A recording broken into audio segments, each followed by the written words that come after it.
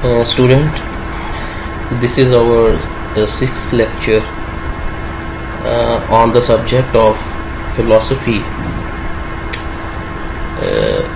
In the last lecture, we have discussed more and more about the Aristotelian philosophy.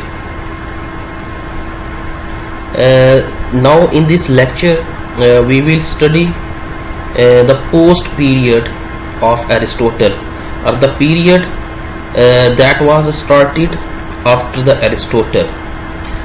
This period is called Hellenistic period. We will see different points or different angles or the different philosophies that were prevailed in that period. What type of philosophy or what type of change that came into the Greek philosophy during the Hellenistic period. So let's move on our topic. The first slide, as usual, start from the introduction of the Hellenistic or the Hellenism.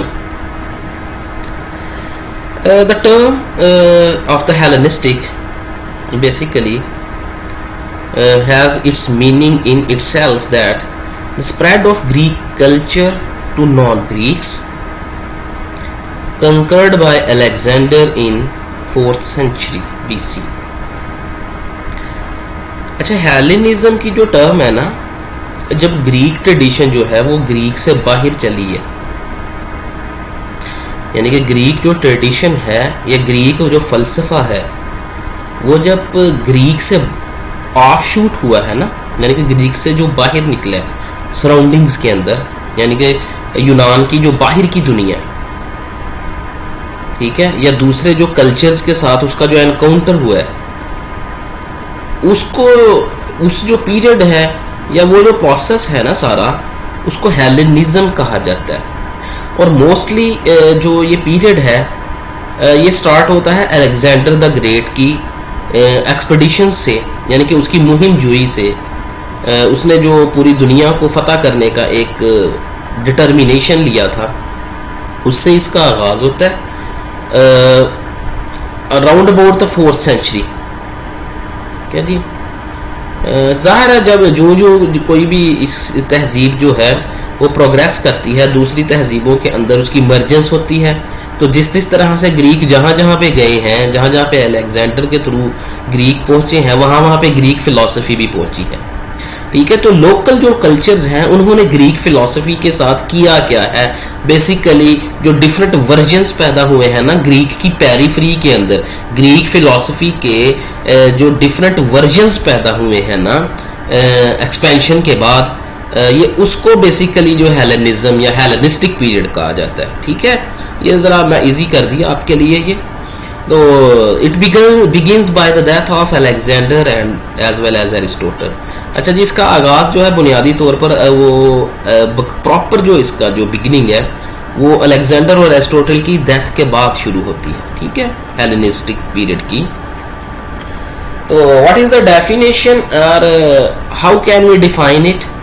अगर हमसे कोई पूछ ले तो Hellenistic period होता क्या है, या हेलेनिस्टिक फ़िलासफ़ी को डिफ़ाइन कैसे करते हैं हम लोग, तो you can say that it is the post Aristotelian period of ancient era of philosophy. ठीक है जी, ये एंशिएंट इरा है. आपको पता है ना एंशिएंट वो क्यों यहाँ पे कह रहे हैं, क्योंकि मेडिवल एज नहीं इसको आपने कंसिडर करना. मेडिवल से पहले पहले का जो इरा है वो सारा एंशिएंट है, जिसको पैगनिज्म कहते हैं. पैगनिस्टिक जो इरा है, पैगन एज जो है वो सारी की सारी एंशिएंट एज है, ठीक है. तो हेलेनिस्टिक फिलॉसफी भी जो है वो एंशिएंट इरा में फॉल करती है, इसलिए वो यहाँ पे कहता है post Aristotelian period of ancient era of philosophy comprises many different school of thoughts. इसमें डिफरेंट स्कूल्स ऑफ थॉट्स जो हैं वो जनरेट हुए हैं, वो इमर्ज हुए हैं. For example stoicism, scepticism, epicureanism and neoplatonism. ये 4 स्कूल्स ऑफ थॉट्स जो हैं बहुत फेमस स्कूल ऑफ थॉट्स हैं, और one by one we will see it in this hour lecture. इनके ऊपर थोड़ी सी हम रोशनी डालेंगे कि ये बेसिकली जो स्कूल ऑफ थॉट्स हैं ये थे क्या। तो आपको ये डेफिनेशन थोड़ी सी क्लियर हो गई हो तो एक चीज़ आपने अपने माइंड में रखनी है, वो खैर हम आगे जाके भी इसको डिस्कस करेंगे, वो ये है कि इसके जो मेजर फिलोसोफर्स हैं ना जी, वो हम देख लेते हैं कौन कौन से हैं जी। पायरो ऑफ एलिस है, एपिक्यूरियस है। पायरो ऑफ एलिस जो है वो स्केप्टिसिज्म का बानी है। एपिक्यूरियस जो है वो by name epicureanism. Zeno of Citium जो है वो गालिबन स्टोइसिज्म का बानी है। एंड प्लोटाइनस जो है वो न्यू प्लेटोनिज्म का जो है वो फाउंडर है। Persian and Indian philosophy incorporated with Greek. अच्छा जी, हेलेनिस्टिक पीरियड के अंदर आपने चूंकि याद रखना है क्योंकि ग्रीक ट्रेडिशन की या ग्रीक फिलोसफी की एक्सपेंशन हुई है आउट ऑफ ग्रीक, यूनान से बाहर। तो यूनान से बाहर जो थी उस वक्त की जो कंटेम्प्रेरी सिविलाइजेशंस थी बड़ी बड़ी, वो तीन थी। वो एक तो पर्शियन थी, एक जो थी वो इंडियन थी, और थर्ड वन इजिप्शियन थी। ये तीन जो हैं वो बड़ी बड़ी तहजीबें थी उस दौर में जब ग्रीक फिलॉसफी जो है वो यूनान से, या ग्रीक जो रिवायत है वो यूनान से बाहर चली है। अब जाहिर है बाहर जो सराउंडिंग्स में ये तीन जो बड़ी बड़ी ट्रेडिशंस के साथ इनका एनकाउंटर हुआ है, ठीक है ना। तो एनकाउंटर के नतीजे में ये हुआ है कि इन तीनों जो तहजीबें थी ना ये बाहर की, जो इजिप्शियन, इंडियन और ये पर्शियन, इसमें मिस्टिसिज्म का एलिमेंट बहुत ज़्यादा हाईलाइटेड था। यानी कि मिस्टिकल फिलॉसफीज जो है ना वो बहुत ज़्यादा इसके अंदर जो डीप थी इन तीनों कल्चर्स में, इन तीनों सिविलाइजेशंस के अंदर।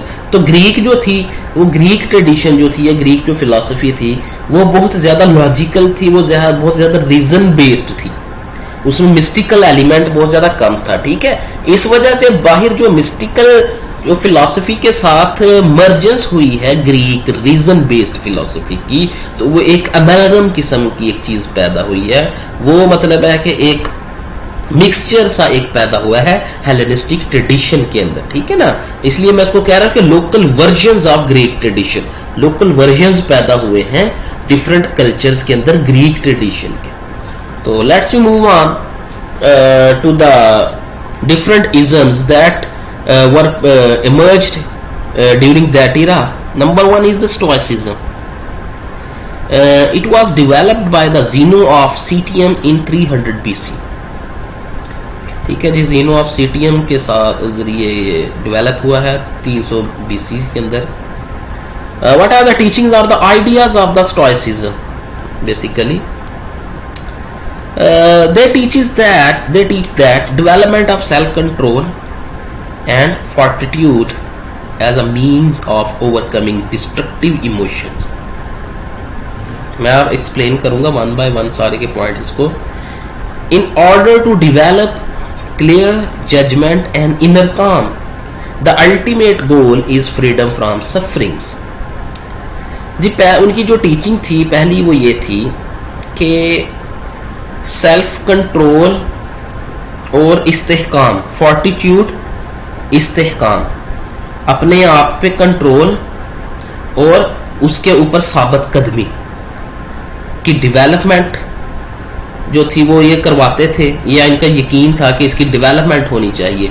साबित कदमी और सेल्फ कंट्रोल की डेवलपमेंट होनी चाहिए किसके नुक्ता नज़र से? As a means of overcoming destructive emotions. जो इंसान को ऐसे जज्बात और ऐसे ख्यालात या ऐसी ख्वाहिशात जो इंसान की वजूद को बेचैन करती हैं, उसके सुकून को बर्बाद करती हैं, ठीक है, ऐसी ख्वाहिशें जो इंसान जो उसको जो डिस्ट्रक्टिव इमोशंस कह रहे हैं, यानी कि उनको ओवरकम करने के जराए के तौर पर सेल्फ कंट्रोल और साबित कदमी इंसान के अंदर पैदा होनी चाहिए। किस वजह से? ताकि वो आने वाली जो मनफी ख्वाहिशात हैं उनको वो कंट्रोल कर सके। क्यों? In order to develop clear judgement and inner calm, ठीक है, अंदरूनी इत्मीनान और वाज़े तौर पर एक फैसला करने की खातिर, ठीक है। एक तो अंदरूनी इत्मीनान हासिल करने के लिए खातिर, और दूसरा क्लियर जजमेंट और वाज़े तौर पर एक जो है ना वो फैसला करने की खातिर। The ultimate goal is freedom from suffering. अच्छा जी, इसका जो अल्टीमेट गोल था ना स्टोइसिज्म का, वो था किससे? के सफरिंग्स से, यानी कि तकलीफ दे जितने भी मामलात थे या तकलीफ दे जज्बात थे उनसे आज़ादी हासिल करना। इनका अल्टीमेट गोल ये था। इसके हवाले से बहुत मशहूर एक जो है ना बात की जाती है, स्टोइसिस्ट जो थे वो ये कहते थे कि जो हेल और हेवन है ना वो ह्यूमन माइंड के अंदर है, ठीक है। आउट ऑफ ह्यूमन माइंड जो है ना वो ना तो हेल होती है ना हेवन होती है। अगर आप मेंटली तौर पर काम डाउन है और हेवनली आप जो है वो फील करते हैं, आपको हेल के अंदर भी रखा जाए, आपके गिरदोनुमा में हेल भी है ना एक पैदा हुई क्यास पैदा हो गया हुआ है, तब भी आप लोग जो है वो काम डाउन रहेंगे, आप इनर जो है ना वो कंफर्ट रहेंगे, ठीक है।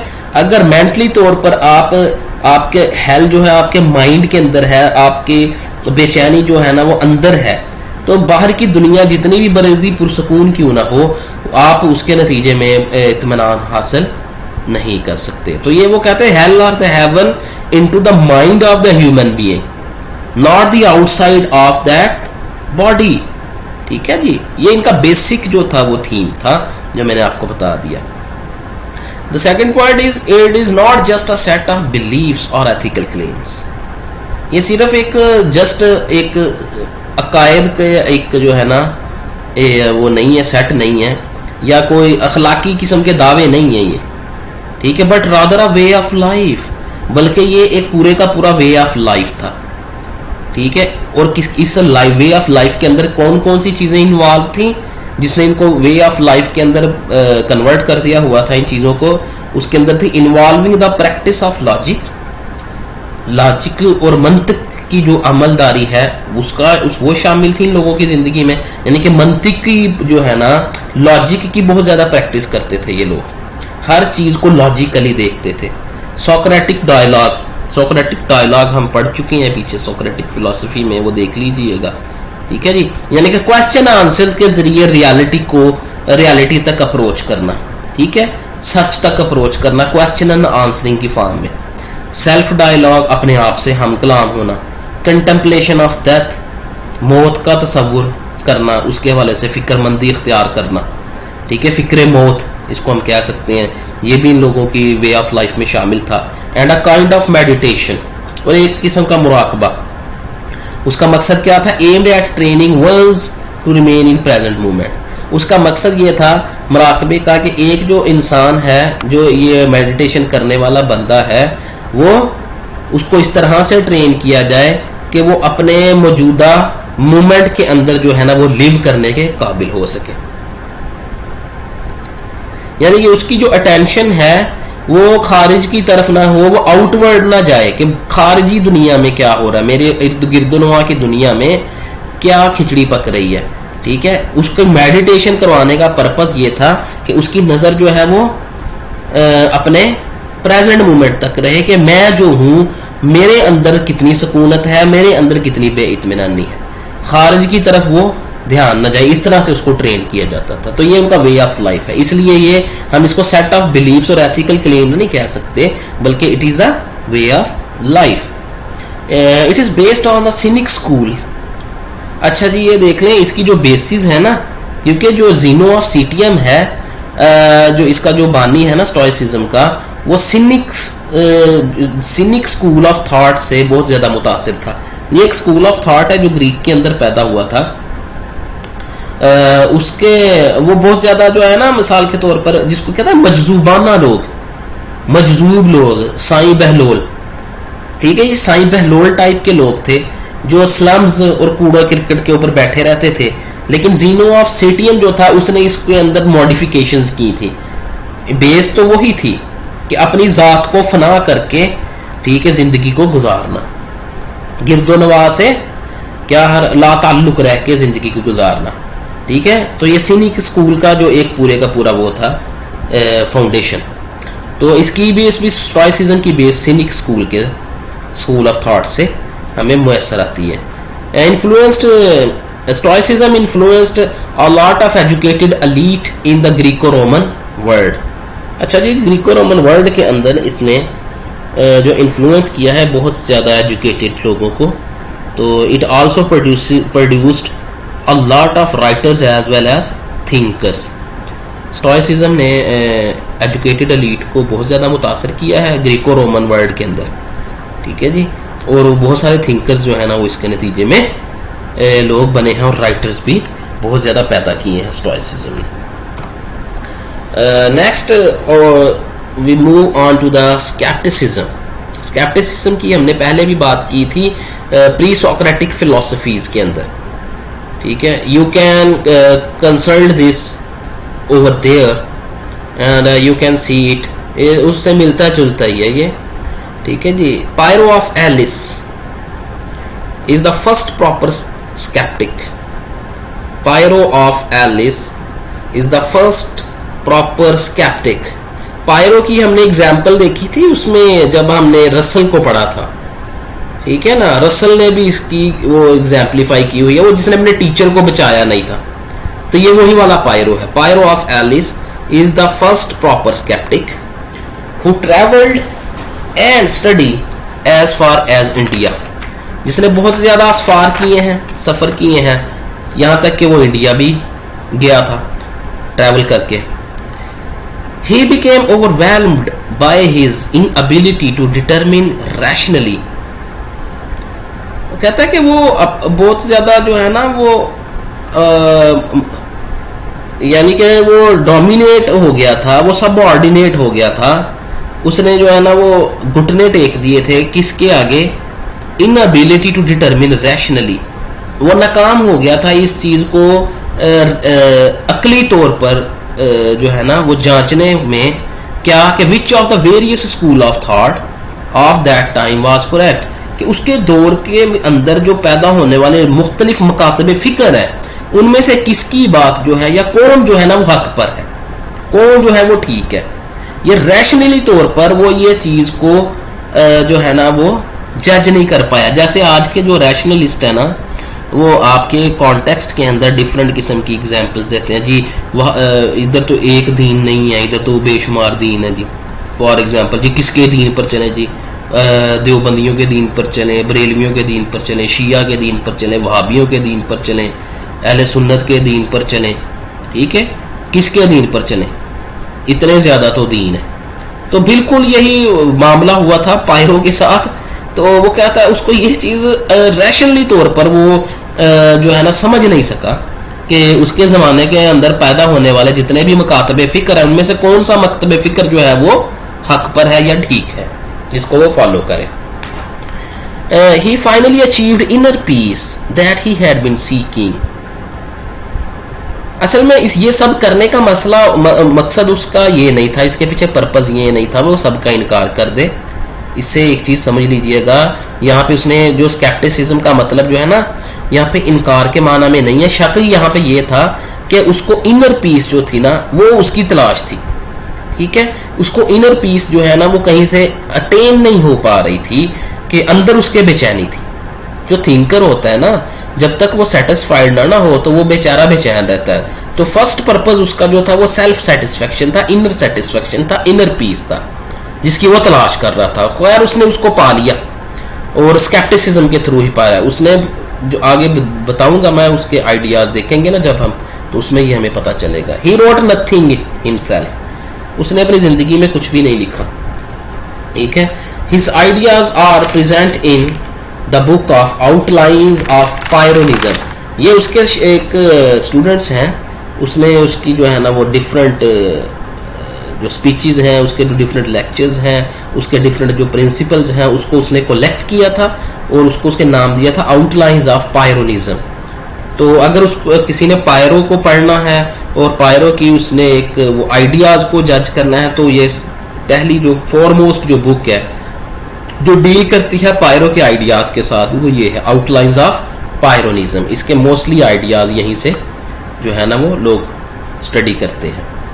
तो इसके आइडियाज़ को देख लेते हैं। स्केप्टिसिज्म आइडियाज़ क्या थे? One should refrain from making truth claim. वो कहता है एक जो शख्स है ना उसको सच्चे दावे करने से जो है ना परहेज करना चाहिए। One should refrain from making truths, सच्चे दावे करने से उसको क्या करना चाहिए, परहेज करना चाहिए। And avoid the पोस्टुलेशन of final truths, वो कहता है हतमी जो सच्चाइयाँ हैं, ठीक है, उनको बनाने से भी उसको बचना चाहिए। ठीक है जी, यानी कि जो हतमी जो सच्चाइयाँ हैं, यानी कि हतमी फाइनल ट्रूथ्स क्या है, फाइनल ट्रूथ्स ये है कि जी खुदा एक है। वो कहता है इसको साबित करें, ये साबित नहीं हो सकता। अगर तो ये वाकई ही हतमी सच्चाई है तो फिर ये प्रूवेबल होती। अगर इसका मतलब है ये कि प्रूव नहीं कर पा रहा, इसका मतलब यह है कि हतमी सच्चाई नहीं है, तो कहता है इस तरह के ट्रूथ्स जो बनाने से जो है ना वो ग्रेज करना चाहिए। एग्जाम्पल मैं इसलिए आपको दे रहा हूँ ताकि आपको जल्दी समझ आ जाए। ठीक है, इसका मतलब ये नहीं है कि यहाँ पे हम अल्लाह माफ़ करेगा खुदा को जजमेंट दे रहे हैं, मैं अंडरस्टैंडिंग के लिए आपको एग्जाम्पल दे रहा हूँ। तो he is not claiming that the truth is impossible. उसका ये जो बातें करने का मकसद ये कतई तौर पर नहीं था कि जो है ना ट्रूथ इज़ इम्पॉसिबल, कि सच्चाई जो है ना वो नामुमकिन है, सच्चाई का हुसूल जो है वो नामुमकिन है। But there is no such thing as certainty in human knowledge, बल्कि उसका क्या था आइडिया कि यकीन नामी कोई भी चीज़ इंसानी इल्म के अंदर वजूद नहीं रखती। वो कहता था कि मेरा मकसद जो है ना, मेरा जो क्लेम करने का जो मतलब है हरगिज़ ये नहीं है, मैं ये नहीं कह रहा कि सच्चाई जो है वो नामुमकिन है, बल्कि मैं ये कह रहा हूँ कि यकीन नामी कोई भी चीज़ मौजूद नहीं है इंसानी इल्म के अंदर। इंसानी इल्म में यकीन नामी चीज़ नहीं पाई जाती। ठीक है ना, सर्टेनिटी की बात कर रहा है। ठीक है, क्योंकि अगर सर्टेनिटी हो तो वो प्रूवेबल हो और सब लोगों के लिए वो काबिल कबूल ठहरे, इसलिए सर्टेनिटी नहीं है ह्यूमन नॉलेज के अंदर। As Aristotle claims that he knew one and only one thing that he knew nothing. Aristotle भी ये, चूंकि एरिस्टोटल का भी दावा था कि वो सिर्फ और सिर्फ एक ही चीज़ जानता है, दैट ही न्यू नथिंग, कि वो कुछ नहीं जानता। सॉरी, ये एरिस्टोटल का जो है ना वो क्लेम नहीं है, ये बेसिकली है सोक्रेटिस का। ठीक है जी, इसको ज़रा आप करेक्ट कर लीजिएगा कि सोक्रेटिस ये कहता था कि वो सिर्फ और सिर्फ एक ही चीज़ जानता है, कि वो कुछ नहीं जानता। ये उसको लोग कुछ कहते हैं कि इस ये जो क्लेम है ना सोक्रेटिस का, यहाँ से स्केप्टिसिज्म जो है ना वो परवान चढ़ा है। इसके अलावा एक और भी शख्स गुजरा है, उसको हम जॉर्जियास कहते हैं। ठीक है, वो ये क्लेम करता था कि नथिंग एग्जिस्ट। उसका क्लेम ये था नथिंग एग्जिस्ट, कोई भी चीज़ वजूद नहीं रखती, कोई भी चीज़ मौजूद नहीं है। वो आगे कहता है इफ़ समथिंग डज एग्जिस्ट, अगर तो वाकई कोई चीज़ वजूद रखती है तो it can not be known, तो उसको मालूम नहीं किया जा सकता, उसको जानना नहीं जा सकता। अगर वाकई एक चीज़ एग्जिस्ट करती है तो फिर हम उसको जान नहीं सकते। फिर वो कहता था इफ़ कैन बी नोन, अगर तो हम उसको जान सकते हैं, it can not be communicate, तो हम उसको कम्युनिकेट नहीं कर सकते। पहले उसने कहा कि कोई भी चीज़ एग्जिस्ट नहीं करती, अगर तो कोई चीज़ एग्जिस्ट करती है तो फिर हम उसको जो है ना वो मालूम नहीं कर सकते, हम उसको जान नहीं सकते। अगर हमने उसके बारे में जान भी लिया है, ठीक है, हमें मालूम भी हो गया, तो हम इसको कम्युनिकेट नहीं कर सकते दूसरों तक। तो इस तरह के जो क्लेम्स हैं, तो we can find this types of claims in throughout the Greek tradition of philosophy. ठीक है जी, next our slide on the Epicureanism. Epicureanism is based on the teachings of Epicurus in 307 BC, who is the materialist and the follower of the atomism. Atomism को भी हम pre Socratic philosophies के अंदर पढ़ आए हैं, तो you can consult the atomism over there. ठीक है, बेसिकली एपिक्यूरस जो था उसने ये इस्टेब्लिश किया था 307 बीसी के अंदर। वो मटेरियलिस्ट था और वो एटोमिज्म का फॉलोअर था। एटोमिज्म का फॉलोअर, एटोमिज्म ये है कि जो रियलिटी है ना वो चीज़ों के अंदर है, एटम्स के अंदर है। ठीक है, मादी चीज़ों में है। जो रियल कौन है? जो चीज़ें मादी हैं, जो चीज़ें मटीरियल हैं वो रियल हैं। ठीक है, जो मटेरियल नहीं है वो रियल नहीं है। तो इसकी टीचिंग्स को हम देख लेते हैं एथिक्स के अंदर। मैंने जो आपको पहले भी ये क्लियर कर चुका हूँ मोस्ट ऑफ द टाइम्स। तो once again I clear to you that जहाँ भी एथिक्स का मतलब आएगा, हमने ये ब्रांचेस पढ़ी थी फिलॉसफी की, उसमें ये चीज़ें मैंने क्लियर, वहाँ पे तसव्वुर खैर व शर, यानी कि तसव्वुर खैर व शर क्या था एपिक्यूरियनिज्म के अंदर, उनका जो यानी कि अच्छाई और बुराई का जो तसव्वुर था वो क्या था, वो ये था ही टीचेस दैट हैप्पीनेस, यानी कि जो खुशी है, खुश होना, द ग्रेटेस्ट गुड, ये मैंने ब्रैकेट के अंदर लिखा है यहाँ पे, यानी कि सबसे बड़ी अच्छाई है उनके नज़दीक, ठीक है, सबसे बड़ी अच्छाई है। He teaches that the happiness is to seek modest pleasure, खुश होना है, खुश होने का मतलब क्या है, किसको तलाश करना, सबसे बड़ी जो है ना लज्जत को, सबसे बड़ी लज्जत को पा लेना या उसको तलाश कर लेना जो है ना, वो खुश होना है।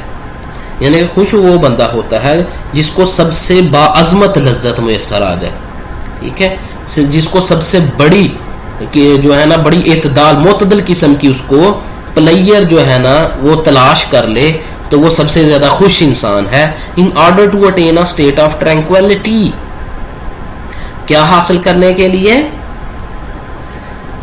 इत्मीनान की सूरत हाल को हासिल करने की खातिर, ठीक है, फ्रीडम फ्रॉम फियर, खौफ से आज़ादी हासिल करने की खातिर, and the absence of bodily pain, ठीक है, और जिस्मानी जो दर्द है या जिस्मानी जो तकालीफ है उनसे बचने के लिए, ठीक है। वो कहता है कि हैप्पीनेस जो है, खुश उसी वक्त ही हुआ जा सकता है जब इंसान जो है ना बहुत ज़्यादा पुरमुतमईन हो, उसको खौफ से भी आज़ादी हो, वो खौफ से भी आज़ाद हो, और वो जिस्मानी बेसुकूनी और जिस्मानी जो है ना वो दर्द से आज़ाद हो।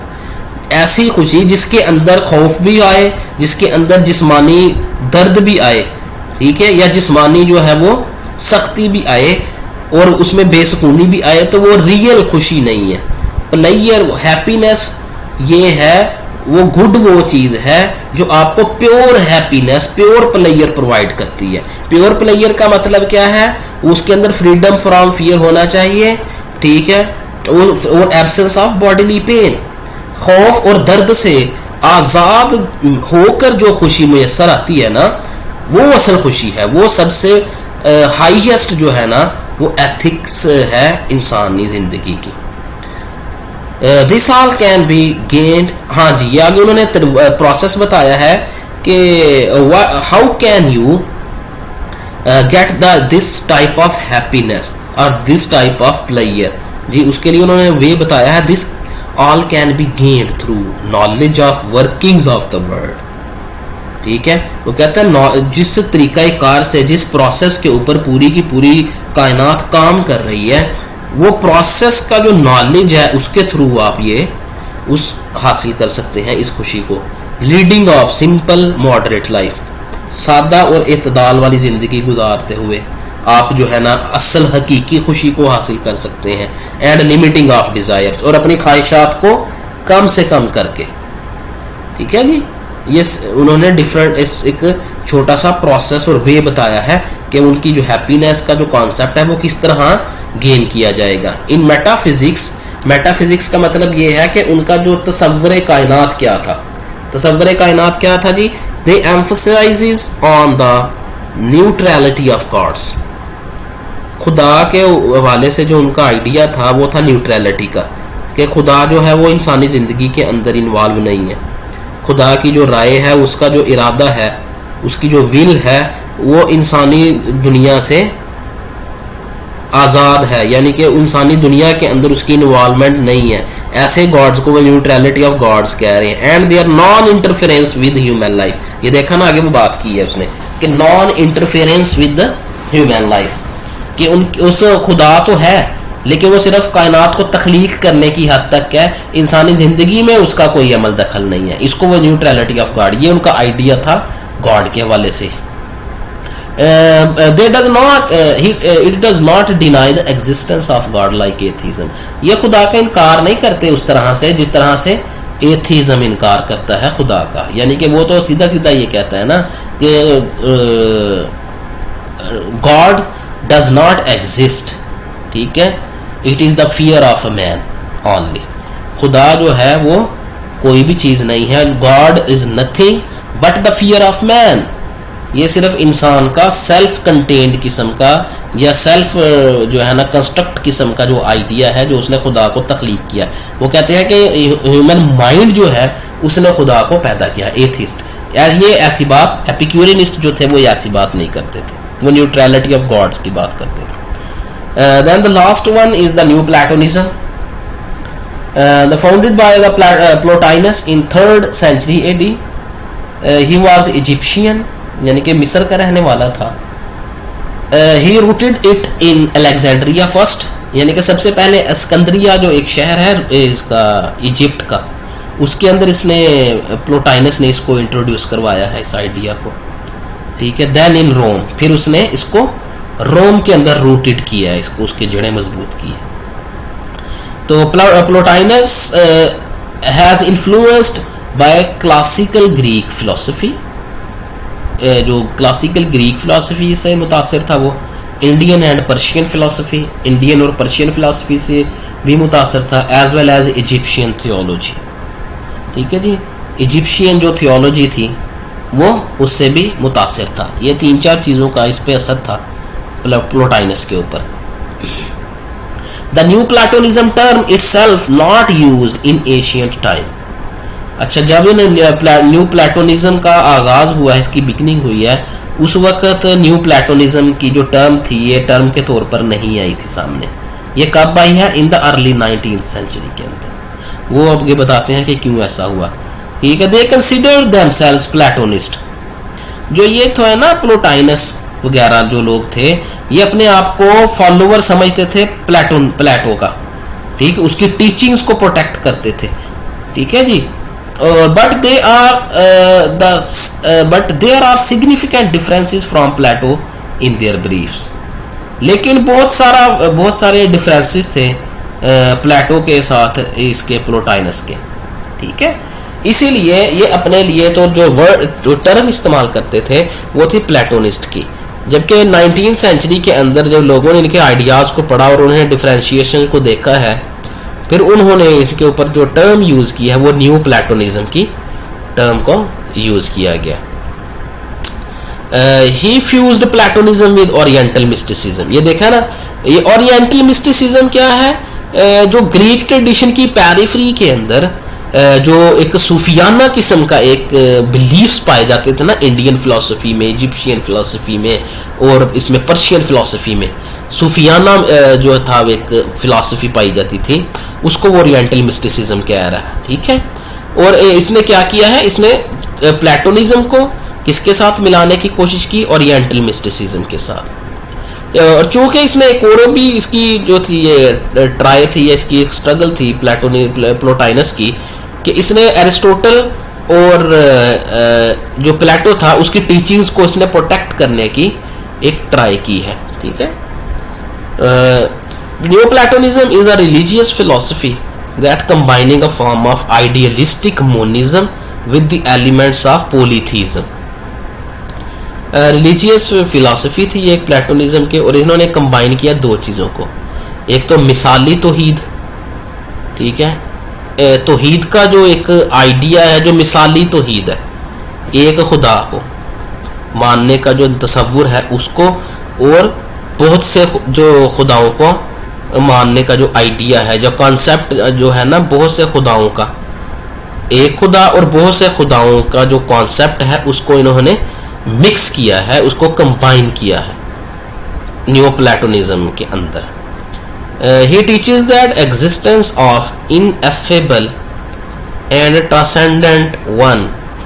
इनएफेबल का मतलब है नाकाबिले इजहार, यानी कि खुदा जो है वो एक ऐसा वजूद है जो मावरा है इस दुनिया से, और वो अपना उसका इजहार नहीं किया जा सकता, उसको देखा नहीं जा सकता, ना वो अपने आप को दिखा सकता, वो ऐसा वजूद है, ठीक है। He teaches that the existence of ineffable and transcendent one from which emanates होता है राइज होना, खारिज होना, निकलना, from which emanates the rest of the universe as a sequence of lesser beings। वो कहता है हाईएस्ट बीइंग ट्रांसेंडेंट वन जो है, इनएफेबल जो है, वो एक खुदा है, वो गॉड है, और बाकी सारी की सारी जितनी भी चीज़ें हैं वो लेसर बीइंग्स हैं, वो उससे कमतर अशिया हैं, उससे कमतर वजूद है, ठीक है। वो सारी की सारी एक सीक्वेंस के अंदर उससे निकली हुई हैं, लेकिन वो अपने होने के अंदर, वो अपने वजूद के अंदर कमतर हैं खुदा से, लेकिन निकली हुई सारी उसके वजूद से हैं, ठीक है जी। ये बेसिकली आइडिया थोड़ा सा इसको मिलाते हैं, लेकिन मिलाना नहीं चाहिए, मैं आपको अंडरस्टैंड, वहदतुल वजूद और वहदतुल शहूद, ठीक है। ये दो हमारे यहाँ जो है ना मिस्टिक फिलॉसफी के अंदर ये दो नज़रियात जो है वो प्रिवेल करते रहे हैं through out the history of Islamic tradition. तो ये इनके साथ थोड़ा सा ये इसका इन्फ्लुएंस पड़ा था इसके ऊपर, ठीक है। पॉलीथीज़म या नज़रिया वहदतुल शहूद के सारी चीज़ें खुदा के वजूद से निकली हुई हैं, जो कि खुदा के वजूद से कमतर हैं। असल वजूद एक है, बाकी सारे उसकी रिफ्लेक्शंस हैं, और खुदा तो अपना इजहार कर नहीं सकता और ना वो न इजहार के काबिल नहीं है, ठीक है। इसलिए उसने ये चीज़ें पैदा करके इसमें अपनी रिफ्लेक्शंस को दिखाने की कोशिश की है। तो I hope you get a lot of understanding from this lecture. If you have any query, then you can contact me on my WhatsApp.